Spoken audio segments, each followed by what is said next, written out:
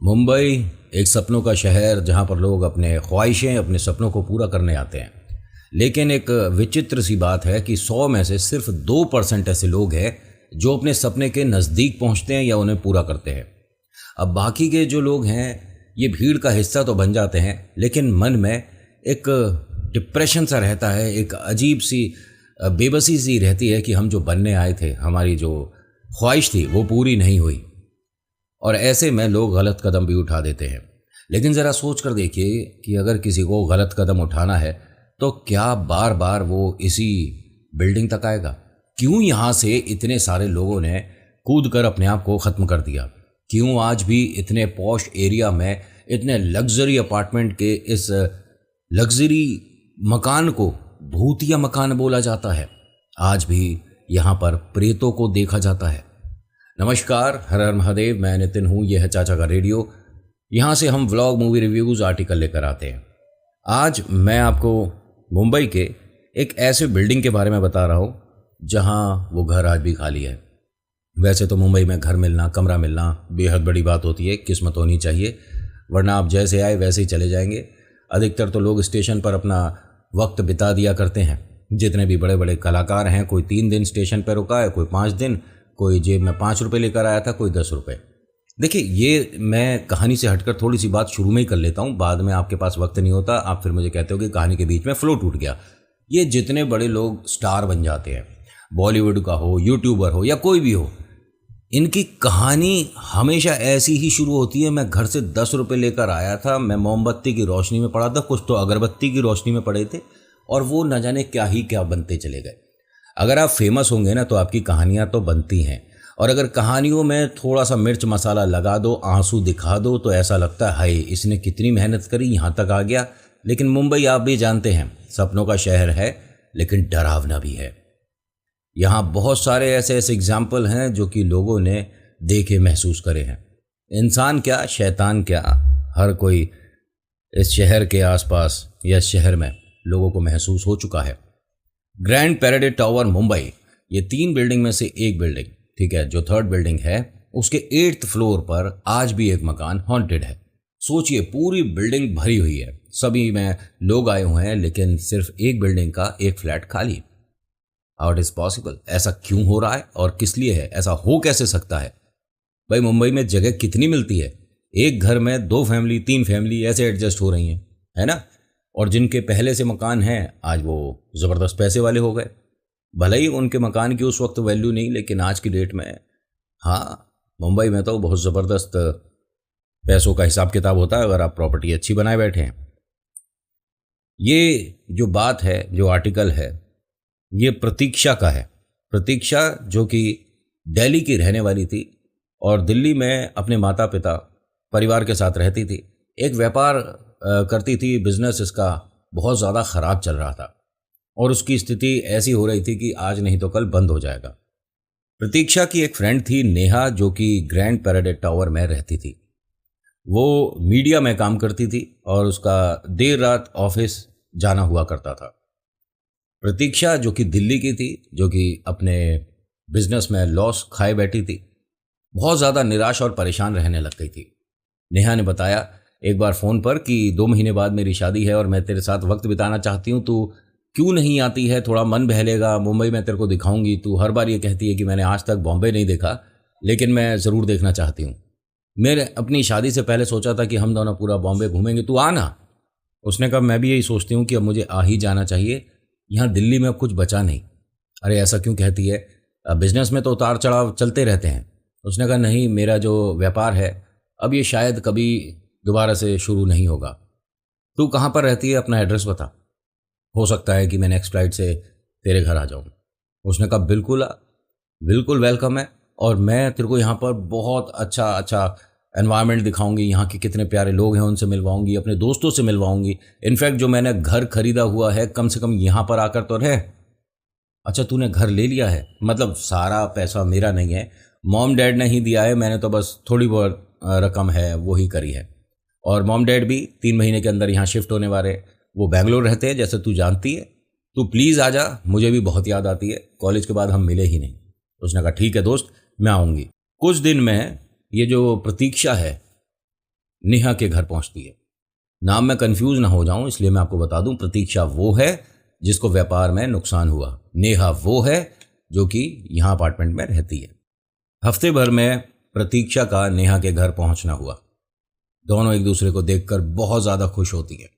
ये जो बिल्डिंग है, जो अपार्टमेंट है, जब प्रतीक्षा ने बाहर से देखा था तो उसने ये चीज़ सोची थी कि मतलब क्या कमाल का इन्होंने लग्जरी बना रखा है। उसका रिसेप्शन एरिया भी बहुत सुंदर है, लिफ्ट भी अच्छी है और मकान तो बेहद सुंदर। बहुत सारी तारीफ़ करती है नेहा, तेरा मकान ऐसा, तेरा मकान वैसा, इंटीरियर कितना प्यारा है, इसमें जगह कितनी सारी है, यहाँ के लोग कितने वेल मैनर्ड लगते हैं और सब कुछ कितना अच्छा है, यहाँ पर कितनी पॉजिटिव वाइब है। उसने कहा हाँ सब कुछ बहुत अच्छा है, इसी वजह से हमने ये टावर पसंद किया था। लेकिन तू बुरा ना माने तो एक बात बोलूँ? हाँ हाँ बोलना। देख तू अभी अभी आई है और तुझे ऐसी बात बोलनी मुझे ठीक नहीं लगती। पता है ये जो थर्ड वाला है ना बिल्डिंग, उसके आसपास मत जाना कभी। मैं समझी नहीं। एक मिनट, तू मेरे साथ बाहर आ। बालकनी में आए तो उसने थर्ड वाली बिल्डिंग दिखाई, 8th फ्लोर दिखाया। हाँ तो ये क्या है, क्या क्या परेशानी है यहाँ? देख इस वाले बिल्डिंग में ना ये वाला फ्लोर जो है खाली है और मेरे आने से 5 साल पहले से खाली है। और लोग तो कुछ ऐसा भी बताते हैं कि 20-25 लोग यहाँ से कूद करना अपने आप को ख़त्म कर चुके हैं। क्या बेकार की बात कर रही है यार तू? इस मकान में जब कोई रहता नहीं तो लोग यहाँ पर आकर जंप क्यों करते हैं? किसी को नहीं पता। और तू ये भी बात नहीं मानेगी कि दरवाजे पर बहुत बड़ा मोटा ताला लगा हुआ है, उसके बाद भी यहाँ से लोग जंप कैसे कर जाते हैं किसी को आइडिया नहीं है। नहीं नहीं, ये तू आते के साथ ही क्या बेकार की बात बता रही है, इस पर तो यकीन करना बिल्कुल मुश्किल है। यानी ये घर हॉन्टेड है? उसने कहा देख ये नहीं समझ आता कि हॉन्टेड है भूत प्रेत की वजह से या किस वजह से, लेकिन देख हमारी बिल्डिंग में तो ऐसा कुछ नहीं है, मेरा फ्लैट एकदम बढ़िया है। खैर हम बेकार की बातों में लग गए। तू अभी दिल्ली से आई है और तेरे को बॉम्बे घुमाने की जगह मैं भूतों को घुमा ना। तू एक काम कर, मैं कुछ खाने को बनाती हूँ जब तक तू फ्रेश हो ले। उसने कहा ठीक है। अब जब ये फ्रेश वगैरह होकर आई, ये बैठी तो सोफे पे है लेकिन इसका दिमाग 8वें फ्लोर पर था, बार बार उसी बात को लेकर जिक्र करने लग जाए। तो नेहा ने कहा कि मैंने भी गलती कर दी तेरे को बताकर। ऐसी बातें अगर किसी को बताओ और यकीन ना करता हो ना वो, तो मजाक बनाता है। तेरे चेहरे पर भी हल्की हल्की स्माइल दिख रही है। वो एकदम हंसकर कहती है कि अरे नहीं बाबा, मैं बिल्कुल भी उस चीज़ को लेकर नहीं स्माइल कर रही हूँ, बस दिमाग में एक बात आ रही है कि अगर इतना डरावना जगह है और तुम्हें पहले से पता था तो तुम्हें यहाँ शिफ्ट नहीं होना था। नहीं नहीं, हमें आने के बाद पता चला, और अगर पहले भी पता चल जाता तो हमारा वाला ये टावर थोड़ी ना है, वो तो थर्ड वाली टावर की बात है, हम तो सेकंड में है ना, तो वो प्रॉब्लम नहीं है। और ना मेरे घर के बारे में है तो क्यों परेशान होना। ऐसे तो डरते रहे तो कहीं ना कुछ सुनते चलेंगे और फिर कहीं रह नहीं पाएंगे। अच्छे पैसों में मिल रहे थे और जो फ्लैट ओनर था वो पापा का दोस्त था, अंकल ने कुछ डिस्काउंट भी दिया और हम यहाँ पर आ गए। तू कहाँ पर जॉब करती है? बताया मैं मीडिया हाउस में जॉब करती हूँ और इसके अंदर रेडियो टेलीविज़न बहुत सारी चीज़ें और भी आती है। और देख मेरा इंतज़ार मत किया कर, क्योंकि मेरे को अभी फ़िलहाल जो टाइमिंग चल रहा है, रात 8 बजे जाती हूँ और सुबह मैं 9-10 बजे तक आऊँगी। हाँ हाँ ठीक है, कोई दिक्कत नहीं है, लेकिन अपना खाना वगैरह खाकर अगर तुझे घूमने भी जाना है तो देख कोई प्रॉब्लम नहीं है, कन्वेंस का कोई प्रॉब्लम नहीं है। मुंबई में रात के 1 बजे 2 बजे भी दिन ही निकल रहा होता है, तो ये मान ले, बिना टेंशन के घूम, कहीं भी आ कहीं भी जा, लेकिन बस मुझे फ़ोन पर बताती रहा कर कि अभी फ़िलहाल मैं यहाँ घूमने जा रही हूँ। अरे नहीं, मैं अकेले कहाँ ही जाऊँगी। चल ठीक है। अब यहाँ इन दोनों की बातें हुई बहुत देर तक और रात के तकरीबन 8 बज गए थे। इसने कहा कि मेरी गाड़ी आने वाली है, अब मैं चल रही हूँ, तो एक काम कर मेरे साथ बाहर तक आएगी? उसने कहा हाँ चल। अब ये दोनों फ्रेंड लिफ्ट से बाहर तक आती है, उसकी गाड़ी आई, नेहा की गाड़ी में बैठी और चली गई। प्रतीक्षा के पास अभी फ़िलहाल कुछ करने को था नहीं, बॉम्बे आई हूँ तो थोड़ा सा ऐसे ही वॉक कर लेती हूँ, तो ये इन्हीं टावर्स के आगे, ग्रैंड पैरेट टावर जो है उन्हीं के आगे थोड़ा थोड़ा चक्कर काट रही थी। नज़र इसकी 8th फ्लोर पर गई, लेकिन एक बात थोड़ी सी कंफ्यूज कर गई। इसने अभी अभी किसी महिला को यहाँ बाहर बालकनी में खड़े देखा था। ये अब लगातार उसे देख रही है कि इसने तो बताया था कि इस मकान पर ताला लग रहा है और कोई रहता नहीं, और जो यहाँ था उसने कूद कर अपने आप को ख़त्म कर दिया, तो ये औरत कौन थी? तुरंत फ़ोन निकाल के अपनी दोस्त को फ़ोन करती है और कहती है कि मैं तुझसे एक बात पूछूं, जवाब देगी? हाँ बोलना। अच्छा, यहाँ अब कोई फैमिली रहती है? कहाँ पर? यही जो थर्ड वाली बिल्डिंग है उसके 8th फ्लोर पर कोई रहती है फैमिली? तो एकदम नेहा कहती है कि अरे अभी तो बात हुई है ना, फिर तू उस तरफ दिमाग क्यों लगा रही है? वहाँ कोई नहीं रहता, और जो फैमिली थी या ना जाने लोग कहाँ से आते थे, उन्होंने अपने आप को ख़त्म कर दिया वहाँ से जंप करके। तू कहाँ पर है? बिल्डिंग में तो नहीं जा रही ना? नहीं नहीं, मैं क्यों जाऊँगी, और उस टावर में जब तूने इतनी बात बताई है तो बिल्कुल नहीं जाऊँगी। मैं तो बस बाहर खड़ी थी और मेरी नज़र पड़ी तो 8th फ्लोर पर कोई औरत खड़ी थी। नहीं नहीं, तेरा गलत ध्यान होगा। कभी कभी हम ऐसी जो टावर्स होती हैं उनको गलत काउंट कर लेते हैं। वो 9th फ्लोर होगा या 7th फ्लोर होगा और तूने 8th समझ लिया। अब इसने बात करते करते जब गिना ना तो कहती है कि नहीं, मैं 100% श्योर हूँ वो 8th फ्लोर पर ही महिला खड़ी है, मतलब खड़ी थी। इसने कहा देख, मैं अभी ऑफिस से आ नहीं सकती, आज ज़रूरी काम है। तू एक काम कर, कहीं बाहर घूमने वगैरह की ज़रूरत नहीं है, मैं कल प्लान बनाती हूँ, सुबह हम चलेंगे घूमने, और रात की भी मैं छुट्टी ले लूँगी, पार्टी करेंगे, मैं तेरे को यहाँ पर नाइट लाइफ दिखाऊंगी। ठीक है, तो मैं अब घर में ही चली जाती हूँ। बाहर ऐसे फिर से मेरी नज़र पड़ी और कुछ दिखा तो हाँ हाँ, तू बिल्कुल घर में चली जा। अब ये अपने घर में वापस आ गई। कौन? प्रतीक्षा अपने घर में वापस आ गई। नेहा जॉब पर गई है। अब ये जो प्रतीक्षा है ना, ये यहाँ पर थोड़ी सी ना बेचैन हो रही थी। मतलब मेरे को नींद नहीं आ रही, कुछ करने को नहीं है, दिमाग में दुनिया भर की वही बातें आ रही हैं जो लॉस हुआ है व्यापार में, और अगर थोड़ा सा मन इधर उधर करके सोचती हूँ तो फिर बराबर वाली टावर के बारे में बातें आने लग जाती हैं दिमाग में। क्या करूँ, नींद नहीं आ रही। कुछ देर टीवी देखती है, फिर ये हुआ कि बाहर जाकर थोड़ा सा वॉक कर लेती हूँ। रात के 1 बज रहा है, आराम से लेटे रहते यहीं तो बाहर जाने की ज़रूरत नहीं पड़ती, सही रहता। लेकिन आर्टिकल और अनुभव से पता पड़ता है कि किसने कब कौन सी का गलती कर दी। यहाँ से ये इस मकान को लॉक करके लिफ्ट से नीचे आती हैं, बाहर वॉक कर रही होती हैं। मौसम काफ़ी सुहाना था, लेकिन नज़र एक रोती हुई आवाज़ की तरफ चलती। कोई औरत रो रही है। अब ये कौन है, उसे ढूंढने के लिए इसने इधर उधर देखना शुरू कर दिया। अब देखिए, अगर कोई 8th फ्लोर पर रो रहा है तो ज़मीन तक आवाज़ कैसे आएगी? लेकिन इसने जब 8th फ्लोर पर देखा तो एक औरत इसे काफ़ी क्लियर दिख रही थी। वो एकदम स्ट्रेट देख रही थी और ये उसे देख रही थी, समझ रहे हो ना? लेकिन जैसे ही उसने इसे देखना शुरू करा, वो जो औरत है 8th फ्लोर पर उसी वाले डरावने मकान में, उसने जैसे ही प्रतीक्षा को देखना शुरू करा तो प्रतीक्षा के चेहरे पर एक डर और कंफ्यूजन अलग ही लेवल पर था।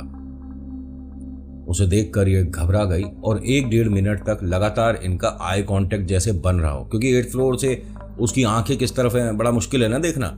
लेकिन उसके चेहरे के और इसके चेहरे के मूवमेंट से या एक मतलब पोस्चर से ऐसा लग रहा था कि दोनों एक दूसरे को लगातार देख रहे हैं। ये फटाफट से लिफ्ट में आती है, कमरे में आती है और इसे कपकपी सी शुरू हो गई। इसे घबराहट ज़्यादा हो रही थी। अपनी दोस्त को फ़ोन कर दिया, उसने फ़ोन उठाया और उसने कहा कि रात के 1-1.5 बजे तुझे क्या ज़रूरत है वहाँ जाकर उस मकान को देखने की? भाई, मैंने तेरे को बताकर गलती कर दी, सच में। तू इस बात के पीछे क्यों पड़ गई है? उस मकान पर कोई औरत खड़ी थी, अरे होगी भी तो तू बार बार जा क्यों रही है उस तरफ देखने के लिए? नहीं, मेरे से गलती हो गई और अब मैं प्रॉमिस करती हूँ मैं बिल्कुल नहीं जाऊँगी। हाँ, बिल्कुल नहीं जाना है तुझे। देख, तू यहाँ पर अपने आप को नॉर्मल करने आई है, तू उल्टा इस अजीब से कन्फ्यूज़न में अपने आप को परेशान कर रही है।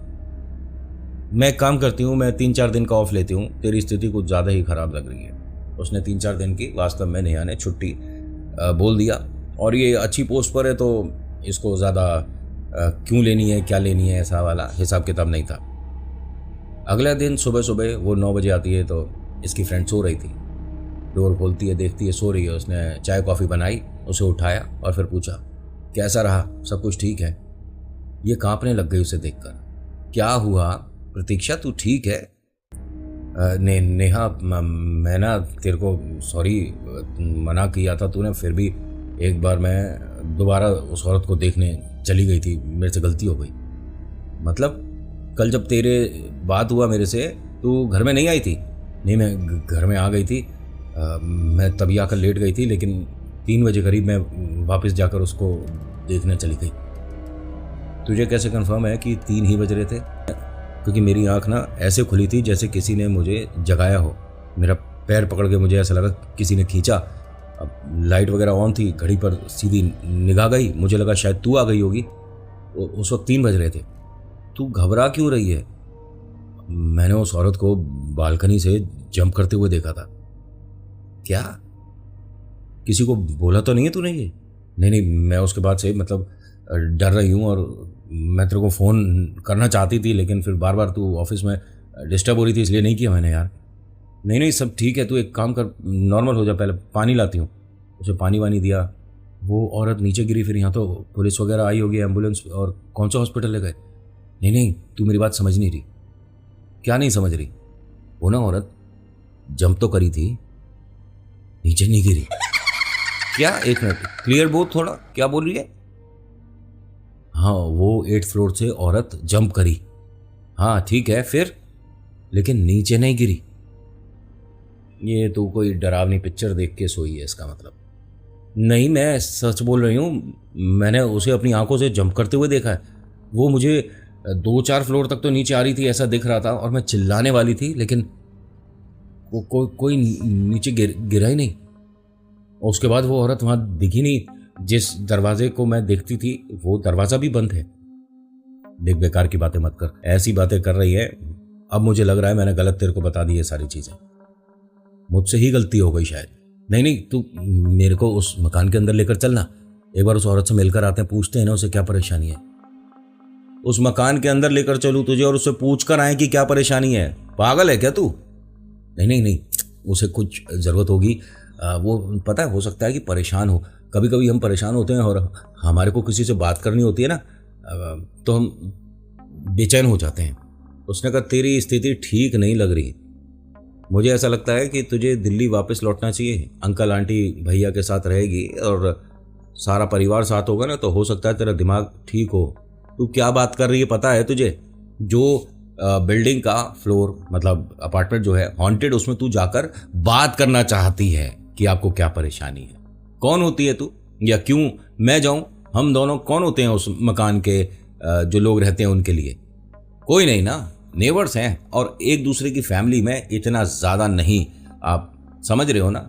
शांति से तू एक काम कर, पानी वगैरह पी, नहा, और कहीं हम घूम कर आते हैं। और सबसे पहले मुझे ऐसा लगता है तुझे किसी मंदिर लेकर चलना चाहिए, तेरा थोड़ा मेंटल लेवल ठीक होगा।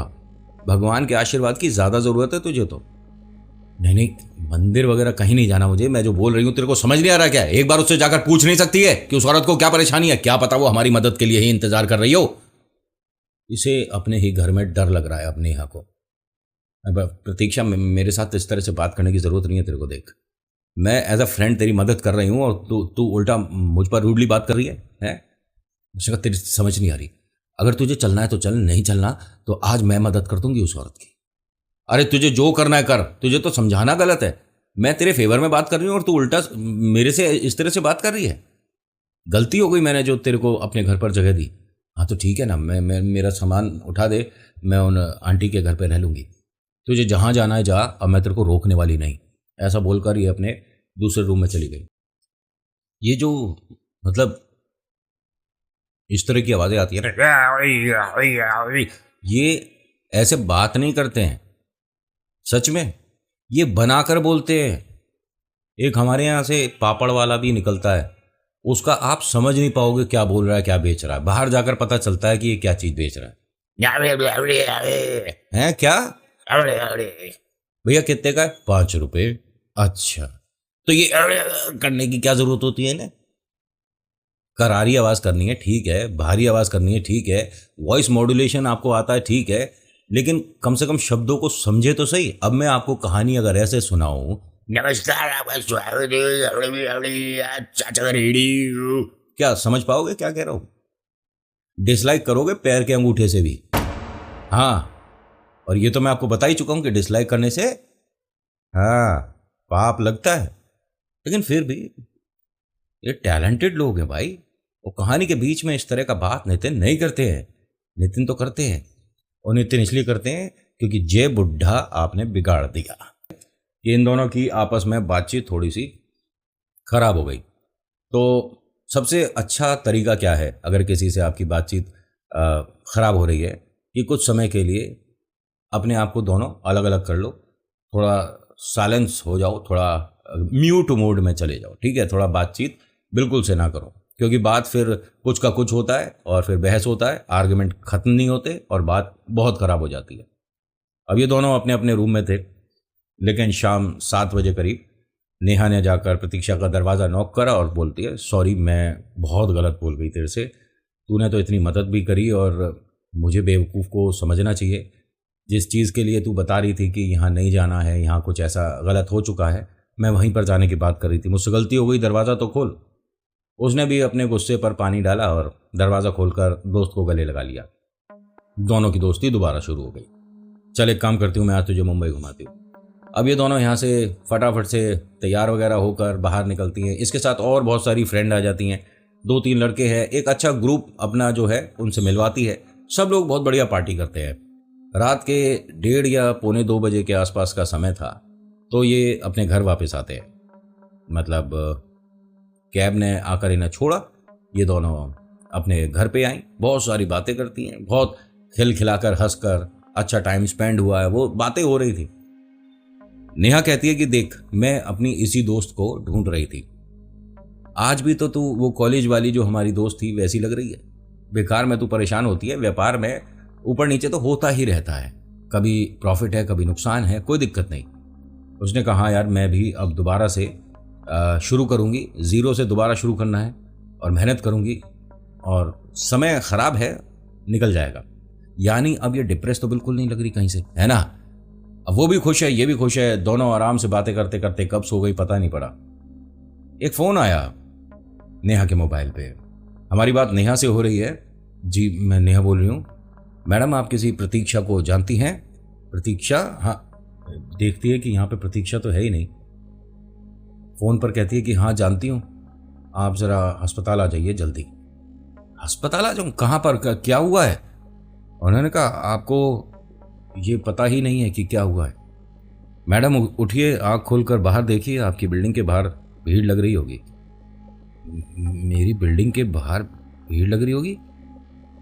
ग्रैंड पैरेड टावर से बोल रहे हो ना? हाँ। आपकी दोस्त ने 3rd टावर के 8th फ्लोर से कूदकर अपने आप को ख़त्म करने की कोशिश करी है। क्या आप बेकार की बातें कर रहे हो? वो मेरे साथ थी। हाँ, आप एक बार घर देख लीजिए, फिर उसके बाद अगर वक्त मिले तो अस्पताल आ जाइए। अब ये उठी, एकदम से फ़ोन को बंद करती है, पूरे घर में ढूंढती है, आंखों में आंसू है, चेहरे पर परेशानी है कि ये क्या बोल रहे हैं। फिर टाइम देखती है तो सुबह के 3:45 बज रहे थे। ये सब क्या हुआ है?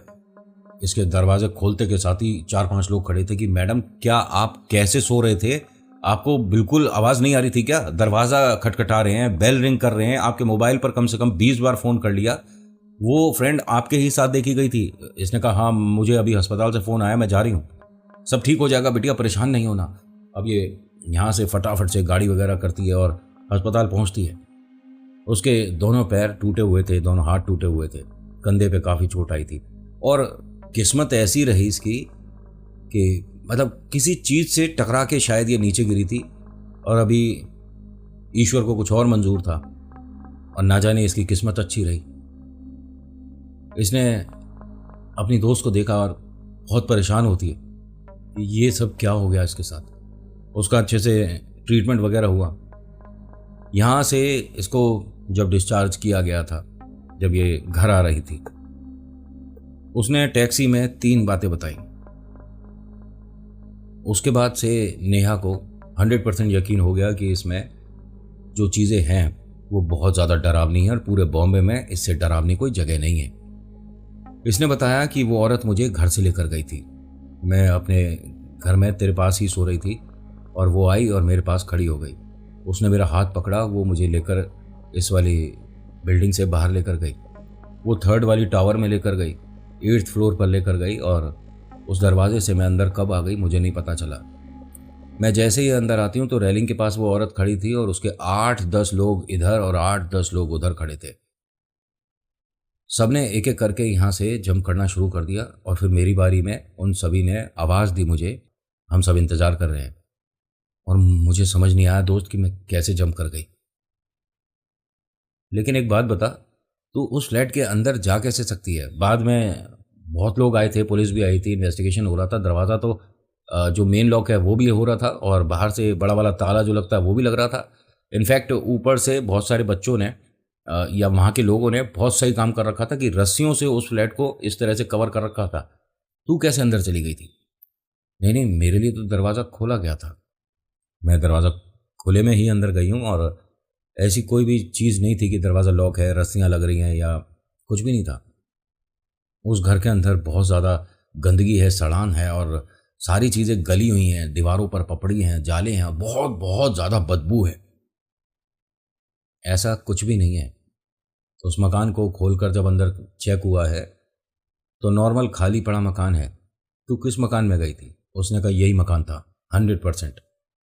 लेकिन आज तक ये रहस्य सुलझा नहीं है कि क्यों इस थर्ड टावर के 8th फ्लोर से लोगों ने, इतने सारे लोगों ने कूद कर अपने आप को ख़त्म कर दिया। आज के आर्टिकल में इतना ही। कैसा लगा बताना ज़रूर। So thank you so much for watching. मेरा नाम नितिन है। मुलाकात करूंगा नेक्स्ट वीडियो में। हर हर महादेव, जय भोलेनाथ। धन्यवाद। अब सुना तो दी पूरी, अब जाओ घर। अच्छा, घर ही बैठे हो? फिर और बताओ क्या हालचाल। चलो आज बातें और बताओ। सब बढ़िया।